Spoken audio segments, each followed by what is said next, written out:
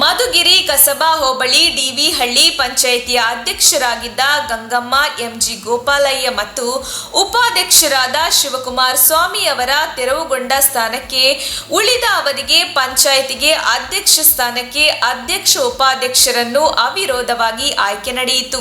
ಅಧ್ಯಕ್ಷರಾಗಿ ರವಿಕುಮಾರ್ ಹಾಗೂ ಉಪಾಧ್ಯಕ್ಷರಾಗಿ ವೇಣುಗೋಪಾಲ್ ಅವರನ್ನು ಆಯ್ಕೆ ಮಾಡಲಾಯಿತು. ಈ ಸಂದರ್ಭದಲ್ಲಿ ಚುನಾವಣಾಧಿಕಾರಿ ಕಮಲಮ್ಮ ನೂತನ ಅಧ್ಯಕ್ಷರ ಹೆಸರುಗಳನ್ನು ಘೋಷಣೆ ಮಾಡಿದರು.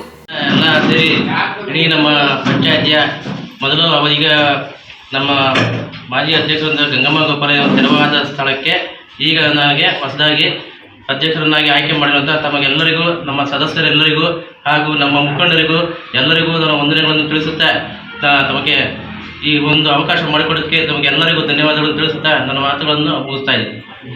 ತಾಲೂಕಿನ ಡಿವಿಹಳ್ಳಿ ಗ್ರಾಮ ಪಂಚಾಯತಿ ರಾಜೀನಾಮೆಯಿಂದ ಖಾಲಿಯಾದ ಅಧ್ಯಕ್ಷ ಉಪಾಧ್ಯಕ್ಷ ಸ್ಥಾನಕ್ಕೆ ರವಿಕುಮಾರ್ ಚಿಕ್ಕಹನುಮಂತಪ್ಪ ಅವರು ಅಧ್ಯಕ್ಷ ಸ್ಥಾನಕ್ಕೆ ಒಬ್ಬರೇ ನಾಮಪತ್ರ ಸಲ್ಲಿಸಿದ್ದು, ಯಾವುದೇ ನಾಮಪತ್ರ ಸಲ್ಲಿಕೆಯಾಗಿರುವುದಿಲ್ಲ. ಮತ್ತು ಉಪಾಧ್ಯಕ್ಷ ಸ್ಥಾನಕ್ಕೆ ವೇಣುಗೋಪಾಲ್ GR ಮತ್ತು ರಾಜಗೋಪಾಲ್ GK ಅವರು ಸಹ ಒಬ್ಬರೇ ಅಭ್ಯರ್ಥಿ ಸಲ್ಲಿಸಿದ್ರು.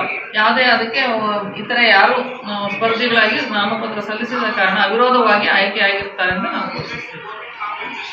ನಮ್ಮ ತುಮಕೂರು ಮಾಧ್ಯಮದ ವಿಶೇಷ ಸುದ್ದಿಗಳನ್ನು ನಿರಂತರವಾಗಿ ಪಡೆದುಕೊಳ್ಳಲು ಚಾನೆಲ್ ಅನ್ನು ಸಬ್ಸ್ಕ್ರೈಬ್ ಮಾಡಿ. ಕ್ಷಣ ಕ್ಷಣದ ಸುದ್ದಿಗಳಿಗಾಗಿ www.nammathumakuru.com ಗೆ ಭೇಟಿ ನೀಡಿ.